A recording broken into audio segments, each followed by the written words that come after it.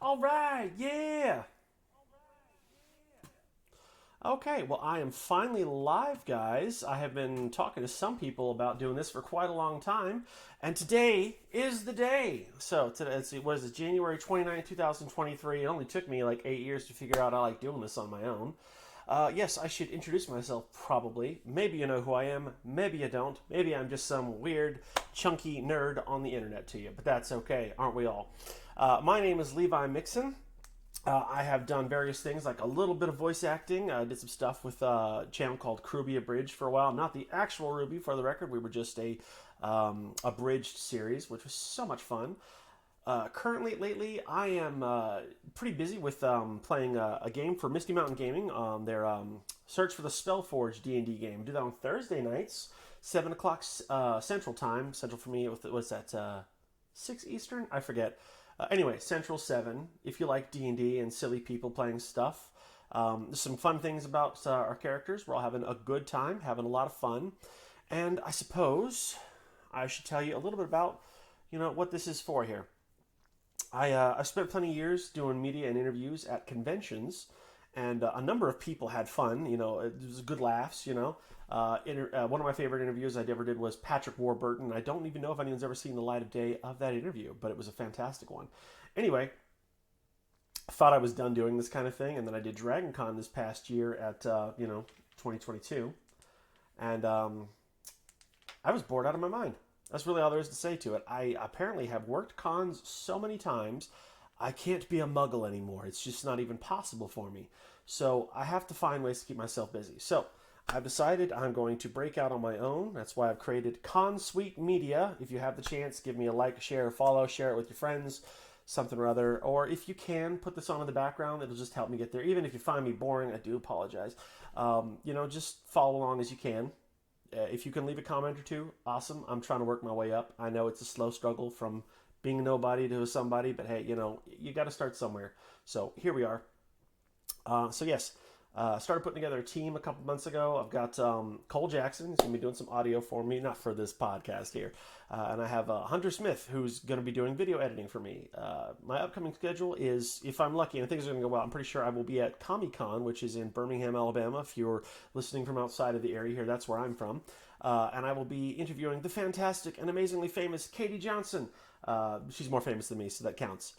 Anyway, she's also a fantastic voice actress, and she worked with me on Ruby Bridge. She actually, sent me one of the roles, and she was like, "Hey, you should hop in on this," and I did, and it was a great time.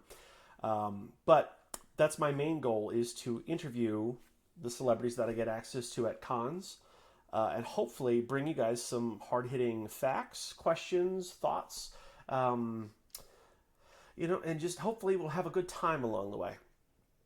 So, I had a scheduled guest, and that's okay. He was busy. He was a little bit tired. He had some work he did last night. Keenan O'Baker was going to join us on the show today, but he's not feeling up to himself. Maybe he'll pop in and watch it at some point today. That's okay if he doesn't. Hopefully, I'll get him on the show at some other point. Keenan O'Baker is a famous cosplayer, and he's now been doing some work with like Warner Brothers lately, and that's going pretty cool. I'd love to ask him some more questions about it, but today is not going to be that day, but that's okay. Um, yeah, that's pretty much everything I got in the introductions here. So hopefully we'll have some fun, guys. All right. So first subject of the day is a bit of a controversial topic, and I've been checking into the history of it here and the research here, and I wanted to be clear because I know this is a bit of a divided subject here. Today, I'd like to talk to you all about Justin Roiland, who I until recently have been a very big fan of. Mind you, if he's innocent, he's innocent. That's fine. The man has been accused of a few allegations about assault and battery and possibly sexual abuse. At this moment, it is unclear as to what's happened. There have been a number of witnesses coming forward stating that he did it, and so far he's not denying it. Obviously, there's the silence of it there, but I think there's something interesting to be said about the subject in general. A lot of people have already trying to compare and liken this to what Johnny Depp went through, and that, in my opinion, is a very different situation. That was literally one person accusing him who had no proof, and as we all have seen now, as the courts came through, the law won in his favor. And I believe, and you're welcome to your own opinions. I'm not here to make you believe anything. I am under the impression that he is innocent of that specific thing. He may have his other problems in life. I'm not going to discuss those here today.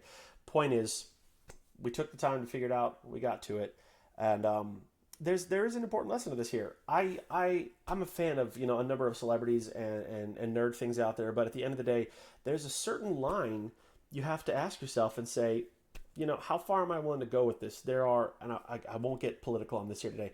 There are people who are followers of certain leaders in the world. We'll say that. You can guess who I'm thinking of, and their followers would die for their leader. That is cultish behavior. And again, I'm a diehard nerd. I love nerd things. I love Superman, Batman, Star Wars, all of that here. I even love, most of the creators. But if it ever came out that Henry Cavill was a pedophile or something, and he's not, that's not what I'm saying at all. If it ever actually came out to be the genuine truth and not just rumors, and there was real proof, I'd dump him. That would be the end of it. There would be no more questions about where my allegiance or loyalty would lie, with that sort of thing. And I do think that's an important difference from how it was 20, 30 years ago. I don't know if you'll know the name I'm going to bring up here. Maybe you do, maybe you don't. If you do, you're probably my age or older, and that's Harvey Weinstein, which is a name, thankfully, people are talking about less and less and less all the time, and that's good. Harvey Weinstein is a monster. He is an absolute sexual predator, has been convicted multiple times, and at the end of the day, they had a bit of philosophy. His company, it was just Weinstein and Company or whatever, they had a very interesting philosophy on how to handle it. They made it so that he would pay a fine anytime he would be caught doing something he shouldn't, whether it was touching someone inappropriately, sending texts, or just really anything. And the fines got bigger over the years, and then they acted like they didn't know what it was about. And I say all this to say that I think we've entered a better part of the world now, in time and space, where people are more often getting caught doing wrong. Because it used to be, if you did something bad, we would just all brush it under. I'm actually still waiting on people to get properly mad at Usher because he beat the hell out of Rihanna. And we are still praising this man as a hero for some reason. And we'll get on to that. That's a different soapbox for another day. But the answer here, did I say Usher? I'm sorry. I'm a little bit dyslexic. Thank you, Tyler. I meant to say Chris Brown. Wow. Goodness. Yeah, I realized I just did say that. I did mean to say Chris Brown, not Usher. Usher's fine. We like Usher. Chris Brown. Anyway. Oh, Lord. The things I think. Yes. Some reason people still are not saying anything about him. Nowadays, he would be canceled. If he's real smart, he'll keep his head down. And maybe people will just continue to ignore him. And for his own safety and his own career, that's the best thing possible. Because if you do something like that nowadays, you'll get canceled. People throw the word canceled around in such a hilarious way. It does absolutely crack me up. It's like, oh, gosh, I don't want to say this. I'll get canceled. And all I can do is think, like, go ahead. What is that thing that you think that you want to say that sounds like you feel you shouldn't be canceled for, like you're justified in it? And I find that absolutely hilarious in a kind of ironic sort of sense there. So, oh, and I meant to give you a bit of a point as to one of the other reasons I'm doing this here. To me, this is stuff that I keep my ear to the ground all the time. I am tuned in pretty constantly to nerd culture-based news. I am aware of these things pretty frequently as they happen here. Thank you, Tyler. That is an excellent point. We'll definitely talk about that in just a second here. So I'm knowledgeable about this stuff. To me, it's second nature. I think to myself, everybody knows about it. And then I'll tell somebody about one of these things, and they don't. And so apparently I'm unique in this forefront that I am so easily tapped into it. And so I'm here to spread the word about anything that I know and help to bring people to a light to any maybe rumors I know. And again, like if it's a rumor, it's a rumor. It's not confirmed. We're not going to talk about it like it's fact, but it's fun to theorize. That's mostly what it's about. Theories are fun, and that's mostly what that kind of thing's about. And you'd be surprised how often some of these theories have turned out correct. And I love getting to the bottom of these mysteries with people. So, if you got stuff to talk about, we'll do that there. Oh, and I did want to say another thing is I am very much down for having a guest on the show today. I do have the option. I could bring somebody in if anyone would like to, who may be watching. We'll do that at a different point here. So we'll discuss these things a little bit further. All right, next subject on the list here, and this one's very close and near and dear to my heart. Dungeons and Dragons: Wizards of the Coast has made quite a lot of interesting decisions lately, and for the sake of political correctness, I won't get too far into it. But here's the recap. If you don't play a lot of Dungeons and Dragons, and you might have some derogatory things to say about it, like you're a nerd, women don't like you, or whatever. Yeah, those are jokes in the past. It's really not that way anymore. You ought to see my wife, who also plays D&D more than I do, probably more games than I've ever played, is unrealistically attractive, and that's been brought up to my attention multiple times. I'm aware. I dated up. I married up. It's very odd. But we'll, get to that another time. So, Dungeons & Dragons: Wizards of the Coast, if you are not aware, the previous iteration of the game, they had what's called an open game license. The open game license, in briefest summarization for you, was that people who had bought and purchased the game, in whatever way they were using it, were allowed to use it for their own fun, recreation. If they wanted to make a live stream of it or some kind of a show about it, they were allowed to. There was no royalty fees, there was no consequences for it, and the people who wrote that particular version of the open game license specifically made it so that it would make a community that would grow. Obviously, everybody wants money. I know that. Greed is good. That's what they say. And getting finances, that's fine too, but there's a line. The people who made that particular set of open game license, they did mean it for that, specifically for the purpose of growing a community so that people could share in their passions and the way that they're playing and the concepts and ideas that they have. Anyway, as some of you might be aware, some of you might not, Wizards of the Coast pretty much got their hand caught in the cookie jar about 6 weeks ago or so, and we've been following this debacle. At the moment, it appears as though is there a resolution to the problem. Here's my brief summary of it. This is comedic, just in case anyone's not catching on to my sarcasm. Step one, WotC, as we will call them for this duration of this conversation, they showed up and said, "Hey guys, we have a new thing for you, and we are going to shoot ourselves in the foot with the largest caliber gun bullet that we can get, and it's going to be awesome." And to which the fans replied, "No, please, don't do that. That's a terrible idea. Don't shoot yourself in the foot. We are not going to watch or be a part of you doing this at all." And they said, "Oh, no. It's not as bad as you think. It's going to be really good. It's going to be extremely beneficial to you. So, instead of just foot, we're going to shoot off part of the foot, maybe 2 or 3 toes." And then, the fans replied to that again. They said, "Please don't do any of that. That's a horrible idea." I said, "No, trust us. It's going to be great. Tell you, you don't like that. We're just going to shoot off a pinky toe. Nobody needs a pinky toe. It's not a big deal." And to which the fans basically said, "No, we aren't going to be a part of this whatsoever in any way, shape, or form." And that's my hilarious analogy there. But to explain it more in detail, the first step was that anyone who was making large amounts, and I want to say it was 750,000 or more in a year, or 700,000 or so, and you think, oh, that doesn't affect a lot of people. It's specifically targeting 2 or 3 of the larger D&D based groups out there who have made their living and fame off of this. One of them being obviously Critical Role, and another one is Dimension 20, and there's several other pretty sizable ones out there that can fall into this category. And so they basically, they pretty much just wanted to scoop as much of the funding out as they could. If you were not aware of this, Hasbro owns Wizards of the Coast, which is where the corporate greed is coming from in this particular case. More importantly, it was discovered over the past year or two that half of Hasbro's financial stock was squarely invested in Wizards of the Coast and Dungeons & Dragons, whether it was the combination of selling books, materials, PDFs online, or actual, printable figurines or dice. That was half of a toy company's main profits. Now think about that for just a second there. That's a lot. The pandemic has done an amazing amount of things to the world. So much has changed. For example, just a few years ago, you could get a house for in the rough neighborhood of 100,000, maybe 200,000, a really good one. A really, really good one, around 300,000. A house that would have been sold for less than $100,000 4 or 5 years ago is now in the closer range of $1 million. And you might say, "Oh, it's inflation." Yeah, yes, it's inflation, but what it is corporate greed. And people have found ways to deepen their pockets. And Hasbro said, "Oh, we're a several billion-dollar company. We want deeper pockets." And, well, the fans responded.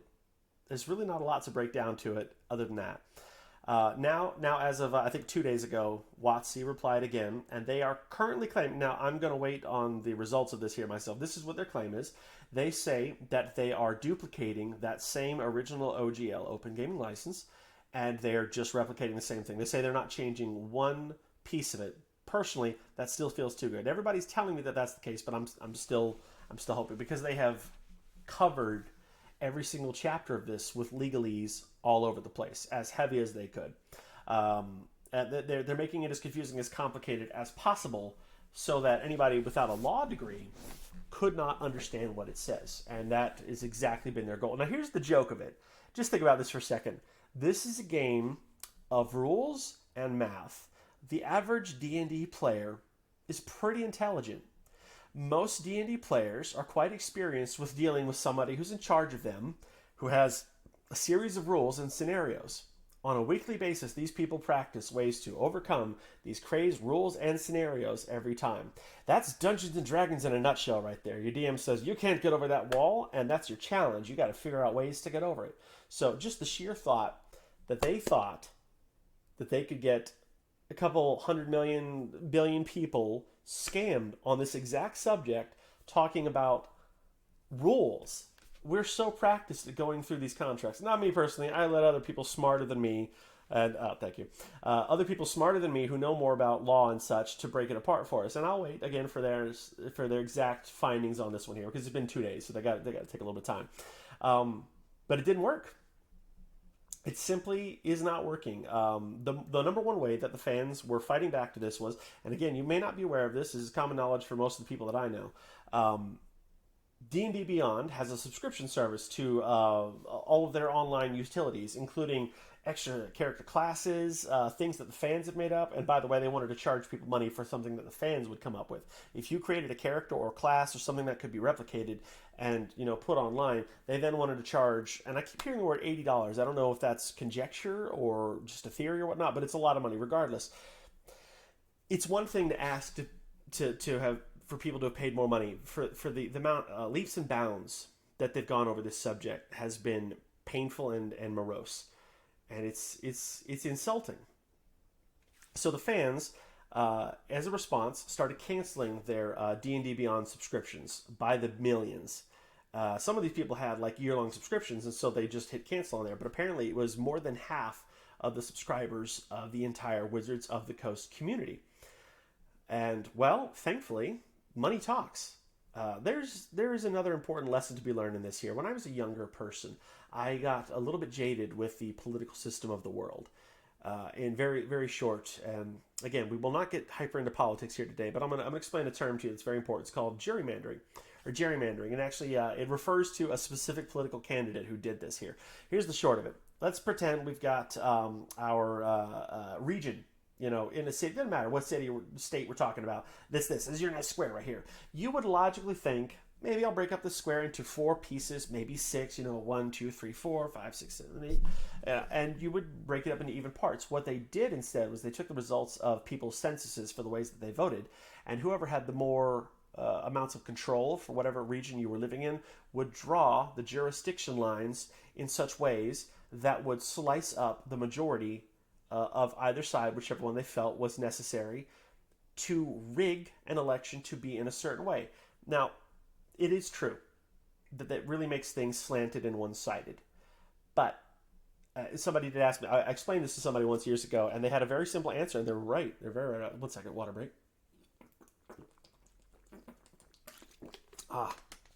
It's been a great opportunity for product placement. Somebody sponsor me.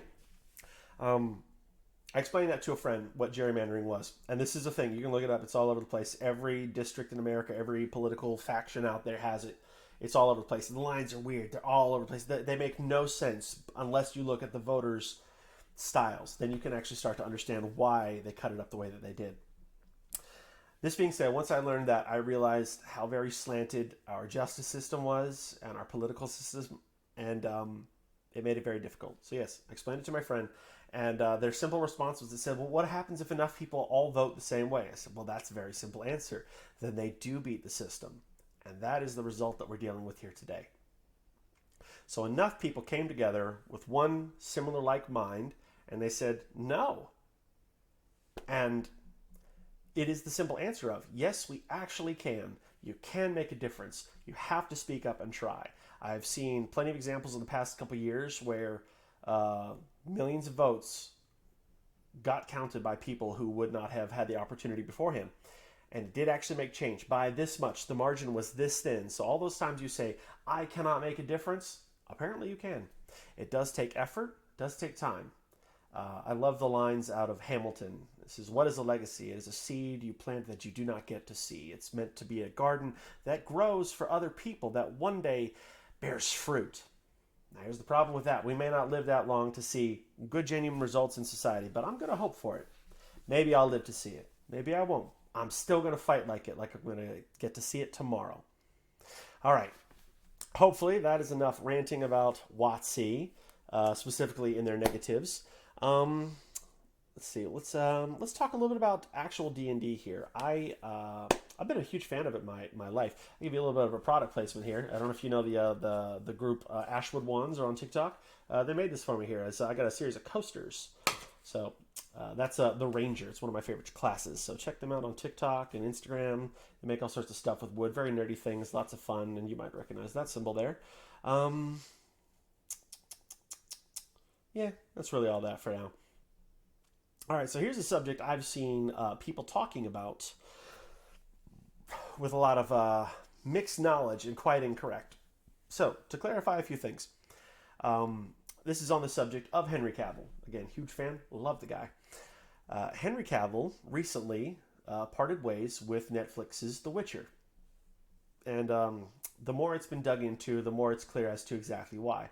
Netflix did try to spread a lot of rumors. You might say, oh, it's the same thing as before. No, they tried to spread rumors that immediately got disproven. There was not a single person they could get to back up those claims about him whatsoever. And in case you were not aware of that, and yes, I agree, Tyler, sad noises. I will miss him, but I don't blame him for wanting to go. And it has actually nothing to do with Superman, because he's such a diehard nerd, he'd have done both at the same time without a mustache.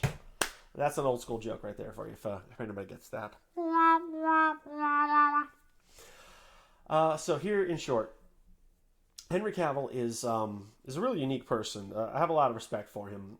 He loves source material. He's definitely up for like reinterpretations and stuff, but when you just crap all over the material in question, that's where somebody has to draw a line, and he did too. And the further they've veered from the actual source material of The Witcher, the less good it's been. The ratings have dropped quite a significant amount on the show since then. Season 1 was amazing, and as people ask me, so Leroy, should I watch The Witcher?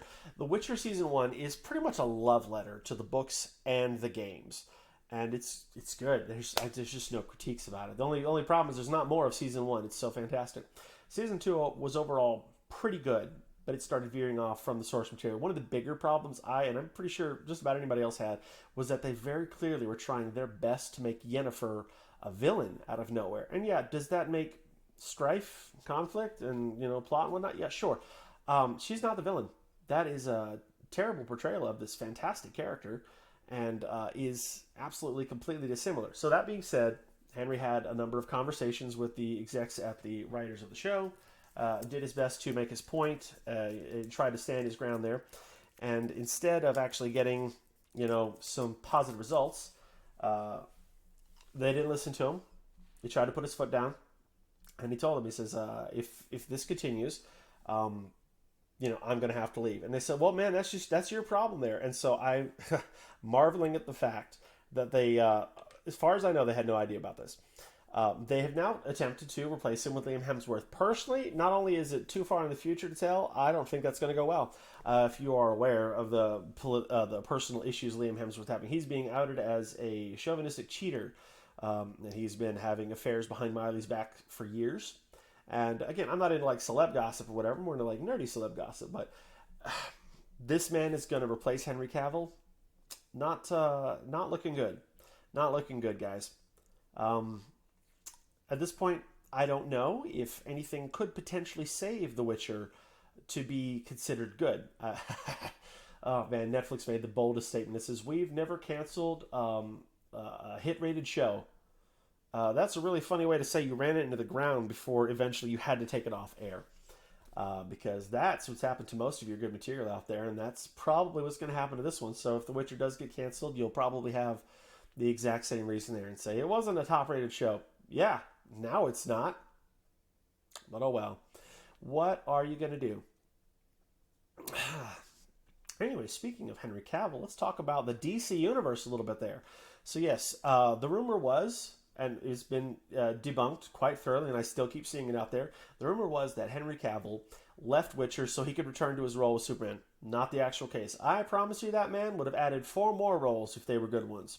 And he would have done it smiling while very stressed, I'm sure. And we would have said, thank you, can I have another? So, as you are aware of the events, or maybe you're not. I keep saying that. Yeah, I know these things. Maybe you do, maybe you don't. I'll get better at this as we go. Henry Cavill, for about a week or so, had been told and made announced publicly that he would be returning as Superman. Now, this is a little bit of old news at this point of the time of this show, but we can talk about it. We got to catch up a little bit here. At this time of the show, he had believed that he was going to be Superman again. And, well, obviously that didn't turn out to be the case. A couple of days later, James Gunn just flat out said, no, we're going to be continuing on with a different line. And I really do understand the concept of needing to reboot things because, well, DC's been in shambles for years. And I'm one of the biggest fans of Detective Comics out there, if you didn't know that's what it stands for. DC Comics is detective. And I love so many of their products. I've enjoyed so many of their comics over the decades. They've shaped a lot of, like, you know, the way I think in the world. I love Marvel too, just to be clear about that. I am a fantastic fan of Marvel and DC. So I don't have any hate towards either one of those there. But the shows and the movies have been a little bit all over the place for a while. We were enjoying the Flash Arrowverse, or some people call it Flareoverse, fun times. But it's been in chaos. And again, I do know that we need a reboot, but here's my biggest gripe here. The way we left off with Man of Steel, you know, Superman years ago, just a few years ago, was the Justice League sequel that we finally got, the Zack Snyder cut. And it was glorious. It was beautiful. It wasn't perfect, but it was fantastic. And it was great. And that was a great way to leave off the series.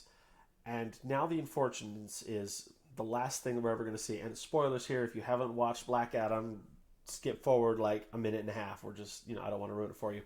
The unfortunate is now the final scene that Henry Cavill is going to have in the DC Universe is just him talking to Black Adam, which was cool. It's fun. But as a goodbye, that's not enough for me. And I know there's a lot of people out there who would agree. And there's just really nothing that anyone can do about that there. So it's just really sad. But that being said, they're attempting to reboot it with quote-unquote younger heroes. You know, and again, I get it, but it sucks. One of the biggest parts that confuses me the absolute most is Ezra Miller, who has basically been the cause of all this problem here. Of any person to have kept would not have been him. The man has had open... Yeah, I hear you. The man has had open allegations of potential physical assaults, endangerment of a minor, and he's been caught with recorded documentation of a potential relationship with a minor. So that doesn't really look good on him. There was an article that came out recently, and it did actually turn out to be real, was after the cops finally caught up with him, after the multiple assaults he had in Hawaii and being found drunk and disorderly in several strangers' homes. Yes, I don't mean a house party. I mean he walked down the street, broke into someone's house, drank their liquor cabinet. People came home. They found him. The cops got called on him. This is a true story, by the way. If you want, I'll find the link and I'll post it to the show later. Somewhere. I'll find the link to you because this has really happened. He finally caught up with him. The police had him sat down. His agent was trying his best to hide it all. Apparently, Ezra Miller has fallen prey to some sort of a cult leader, some sort of Inuit leader of some kind. The man was trying to convince him that he was the reincarnation of Jesus Christ. In the same way that the Flash brings people together is the same kind of like definition of Jesus. It's all insane. It's completely crazy. And I actually really need to read the document again to get the exact quotes right. But he had been convinced by this person that he was some kind of second coming of a Messiah, and that the girl he was flirting with, who was like 14, was like another version of a Messiah, and that they were going to sire this future generation of heroes and saviors. And well, I don't want to make light of anyone's mental health. It's a very important thing. So all I can say is I really hope he gets the help he clearly needs. I don't know what medication he's taking. I don't know what medication he's not taking. But whatever it is not working. So something about that needs to change. And it's pretty sad. But of all people to have kept, I would not have kept him. Also probably right up there next to Amber Heard as well. But, for obvious reasons. If you're not aware of that, that's several years old news, so we're not going to bother with that today. But in more recent news, this one's interesting. If you are not aware, there have been allegations that the trinity of DC's superheroes, the previous generation, are potentially suing Detective Comics and Warner Brothers. Maybe so, maybe not. They're talking about it. And here's the reason why. And when I say that, let me elaborate here. I do mean Henry Cavill, Gal Gadot, and Ben Affleck are talking about the potential of drawing a lawsuit against DC. DC Studios, the actual movie studio specifically. And here's why. If you are in a large contract, like, say, you're playing Batman or Superman or Wonder Woman, you're probably contract locked. And now in their case, they actually were. What this means for anybody who's not into films or whatnot, this means you are limited to the amount of roles or types of roles or any roles at all, depending on the type of contract that will keep you available at the time being for the particular role you have, such as Batman, Superman, or Wonder Woman. So they were in these contracts that were supposed to keep them kept for about 8 to 10 years, and they did. Henry Cavill, Gal, and Ben all sat on the sidelines for about 8 years, only focusing on DC-based films. They had to let several dozen high-ranking, well-paying roles go by. This is a loss of income. This is a loss of character. Funny thing about movies here, and maybe you know this, maybe you don't, is a lack of relevancy can kill your career.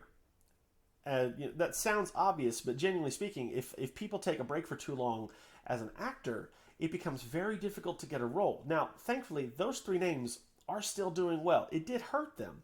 There's been a sincere amount of loss, both financially and reputation-wise, for all three of them.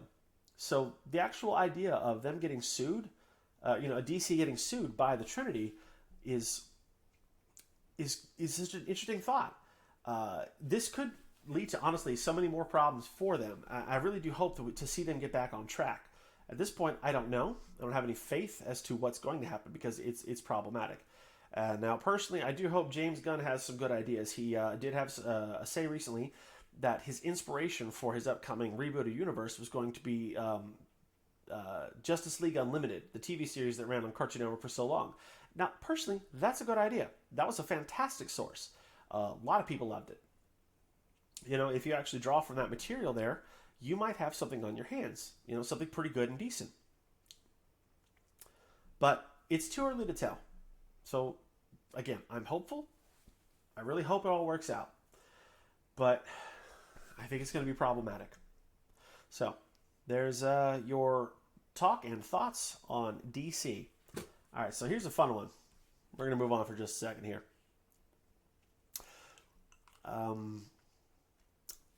We're going to talk about Marvel a little bit here for a second. Again, huge fan of Marvel. Love their stuff. If you're not watching the individual Marvel series out there in the world, you should take the time to do so. They're very good.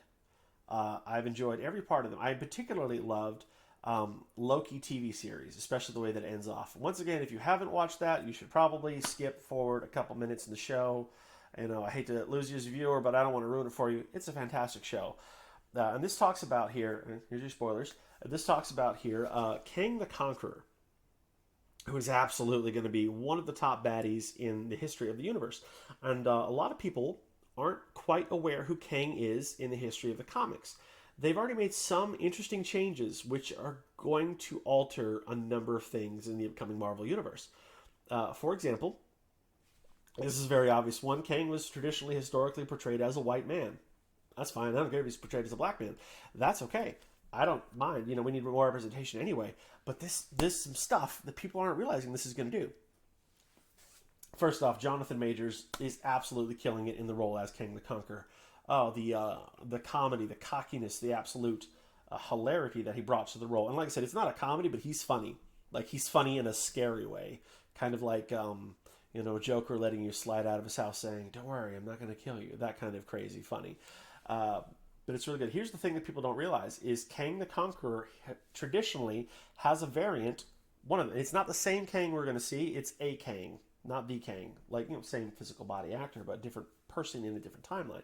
He has a variant. I forget his name off the top of my head. He was a pharaoh in a previous timeline in ancient Egypt, and he ends up siring a certain character that is going to be introduced in Marvel soon. And we've already seen one iteration of him, yes, but multiverse theory. There's variants for everybody. It's going to go all over the place here. A lot of people are not aware that Kang the Conqueror, one of his variants, is the father of Reed Richards. The guy who's Silly String in the recent Doctor Strange movie. So, there's been a lot of fun theories about that and where that's going to be going. I've seen a lot of interesting fan theories, and one of them was that the actor who plays Chidi Adegone from The Good Place could potentially be a really good Reed Richards. I agree with that. I think he'd be a fantastic Reed Richards, not only for his acting chops, he's got the looks, he even looks like he could be the kid of Jonathan Majors, like there's a relational factor there. And then, he matches that particular race coming from Jonathan Majors' character. So a lot of interesting things are happening there. Another thing I'm excited about, and nobody seems to be talking about it, is the upcoming potential Young Avengers. I've been a huge fan of these characters for years. They have been such fantastic, refreshing changes on how the regular Avengers have been portrayed, and they're fun spins to how they've operated.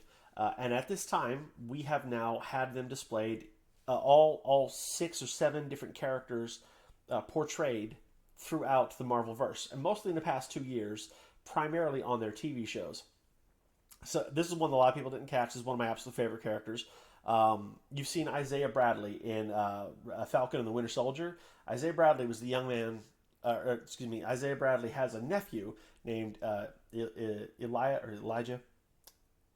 Bradley, who answers the door. That's his nephew, and he later on grows up to be the Patriot. Which I say grow up; it's like a couple months or years at that point. He gets a nice blood transfusion from his, uncle who had a heritage there. Anyway, it's some stuff there. He's one. Another is Cassie Lang, Scott Lang's daughter. We've got her as Giant Girl, or Giant Girl, whatever you want to call her. That changes on a day-to-day basis. Obviously, we have Kate Bishop. See, I don't want to spoil that one for you. There's another character that exists, but it's a big reveal. We'll get to that in a second there. Let me think. Who else we got? There's Kid Loki. Kid Loki is also one of the Young Avengers. You've seen him in the show for Loki as well. There's a few others. I'm blanking on it. We'll come back to it. I'll make a more comprehensive list about it at another time. But they've all been there. And the final one, the final two really we'll talk about, is one of them is basically young Voltron. And that's a silly one there. It was also a young Avenger. He comes back as a variant of his own kind. Like, he makes a kid out of himself, like a flesh and blood version, and he becomes a future character that kills the Young Avengers and all superheroes. And due to the time stream, like getting screwed up and whatnot, he ends up becoming an actual hero. And the reason I say that he's partially involved, because it's not a full reveal. We haven't had a full reveal of him at this point. He's still connected to it because we've had Ultron in the past. So the software's out there. We'll see what happens in the future. And they've had a pretty good fun time reinterpreting Marvel a little bit. I do think this is one they're going to pull up. This is a good one. It's a very well-written character. And then the final one is a character affectionately known of as Young Iron Man. Now, here's your opportunity to skip out on spoilers if you don't want to have this ruined for you. Young Iron Man turns out to be a younger variant of Kang the Conqueror. And we haven't seen him yet. Who knows? It could be somebody else at this point. We haven't seen him yet officially speaking, but that's the final reveal. He's the last character to be officially seen. He's not. And that was really technically theory and conjecture, so, stick with me on that. That being said, the storyline for young Iron Man, quote unquote, as you would call him there, because he's really just young Kang. Older Kang, the one that we see in Ant-Man Quantumania, he gets bored. Like, he's conquered so much of the known universe and whatnot. He's just like, I gotta, I'll do some other stuff. And he finds a younger version of himself. And backstory here, Kang was brutally beaten by bullies and picked on, and it made him a villain. So, don't pick on kids. It's bad. But older Kang finds the younger version of himself, a younger version who still had a little bit of hope and, light in his eyes. And he's just like, I'm going to give you this suit that made me ultimately powerful, and we will take over the universe faster because I'm bored. And that's really why he did it. And young Kang has been given the armor, and he's like, no, I'll never be like you. I'm never going to be like you. And he goes back in time, and he joins the Young Avengers, and basically rewrites time to the point where older Kang has to come and show up and like kick his ass. And it's a fun one, and I'm really hoping that's something we get to see in the upcoming Marvel. They've changed a number of things, but anything could happen. There's really no telling or saying or seeing what's going to happen exactly. So, it's all up in the air. Alrighty. I will take this opportunity to do a little bit of a test here. So I have seen that Twitch has an opportunity to bring on a guest. So we will try this here. If anybody is watching, please leave a comment, and we will see if I can possibly add you here. Otherwise, we'll be wrapping up the show pretty soon here. We could discuss any of these extra subjects that you got, or anything you want to bring to the table. We could talk about it a little bit. Because again, my guest wasn't feeling well today, so we'll catch him another time. Keenan, I don't know if you're watching. I was hoping you might tune in and say hello. Let's see. We'll give that an opportunity. Just a moment. If anyone is wanting to hop on, you can.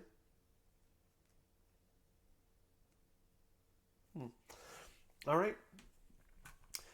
So we'll move forward here. So the next thing to know is places and things that I will be and doing is one, I will be doing a little bit of activity at Comic-Con or Comic-Con. That's Kami for anybody not in the area here. Kami-Con, Comic-Con here in Birmingham, Alabama. In about 2-3 weeks, I'll be doing at least one interview. I have been given permission to interview anybody else who would like to be interviewed. I can't force anyone to, nothing like that. But if they want to, I'll sit down and we'll do so. I should hopefully have a bit of a camera crew with me, so I'll be working on that. Afterwards, the next weekend, I will be attending Connuga, which is in Chattanooga, if you couldn't tell, Chattanooga, Tennessee. And 2 reasons I'm telling you this. One, it's just nice to know where people are and where we're going. I wanted to try to give the ability and extend a hand to people. I have been given the nickname over the years of the super nerd, the uber nerd. It's kind of a joke. I'm very nerdy, and I enjoy it. I have fun with it. And people frequently ask me, how can I get into things? How can I get more into stuff? Because being a nerd's fun, and I want to do more of the really fun stuff. And I tell people all the time, I said, if you're a nerd, you should go to a convention of some kind, something with an interest of yours. Me particularly, I love Dragon Con. It's a big one for me. I love doing interviews. I love getting to know people. And so I'm trying to extend a hand to tell you guys when these things are, because sometimes people don't know that there's a convention in their area. So I'll be trying to keep you guys apprised of when these kind of things are happening. So I'm just going to mutter off a couple of them that are going to be in the next 2 or 3 weeks. And if you live in those areas, you should check them out. Let's see here. First week of February, 2nd through the 5th, is Capricorn 2023 in Sheraton Grand, Chicago, Illinois. Then we have Anime Expo Santiago, which is in Chile. Oh, it's in the south of the border, February 3rd through 5th, if you're in the southern part of the world. I see. We have My Hero Convention, Texas Smash 2023, February 3rd through 5th. Again, those are just a couple examples for you here. You can Google these things all over the place. So I'm hoping I can help some people out, and hopefully you guys can get a little bit more nerd things in your life and have some fun. I also enjoy going to Renaissance fairs, so I'm going to try to keep you guys apprised of when those sorts of things happen. So maybe you'll have the opportunity that you can have some fun. I am the opposite of a gatekeeper. I'm more like a librarian. Just ask me a question, I'll tell you where it's at, and I'll give it to you. I'm not keeping anybody out. I don't care how mildly nerdy you are, or if you got me beat. That's fine. That's okay. I'm happy not being the nerdiest person in the room. Usually somebody has a stigma about that, so it's nice not to be in charge. But yeah, I don't really have any problems with anybody wanting to know stuff about being a nerd. So if there's anything I can ever do to help or get you into it, let me know. I'll do my best. Hopefully, we'll get an opportunity where we can hang out at a convention. Maybe I'll be interviewing somebody watching this. Who knows? We'll get an opportunity there. I do plan to interview Tea with Iro at Connuga, and that's going to be February 17th through 19th. Check that exact date. I think it's the 17th or 19th. Lots of fun. I should be attending MomoCon. There's going to be about 30 interviews that I get to conduct there if I'm lucky. So we'll see. There's a lot of big names that are going to be at that one. That one's usually at the end of May. It's in Atlanta, Georgia. Good times. Let's see. Space Bay. Hey, how are you? Felicia, my friend. Oh my goodness, how in the world are you doing today? It's so nice to hear from you. It's been years. Goodness. Anyway, so yes, Kanuga MomoCon. There should be a couple more conventions there. Definitely doing Dragon Con if I'm allowed to. So we'll see. I believe I should have the opportunity to do something there. I'm doing good, Felicia. It's nice to hear from you. In case you were just catching on to this here, I'm starting a news podcast show about nerd culture and convention life, trying to help people keep connected. And if I can, interview a few celebrities here and there. Hey, stick around. We might get the opportunity to interview you. I have a camera crew that, will do some traveling. We might get to interview some people. Well, I wish I had more that I could talk about. I was trying to do for about 2 hours, but I got about hour 15 into the show here today. There's not a lot else to talk about, especially without a guest here for the moment. So that will have to be, honestly, it for the day. Well, guys, it's been super fun. I've enjoyed this. I'm hoping, if I can get enough topics together every week, or at least once a month, and get these things going here. So got a few viewers today. If you got the opportunity, like, comment, subscribe. I will also be reposting this episode on YouTube tomorrow. So somewhere about high noon will be out there. There will also be a podcast. You should just look for Consuite Media. It should be on Spotify somewhere very soon. We'll be just transferring the audio over. Just making social medias as I go. And, well, it's been a fun time. It's been a great day. And stay nerdy, my friends. And here we are, bringing you the news.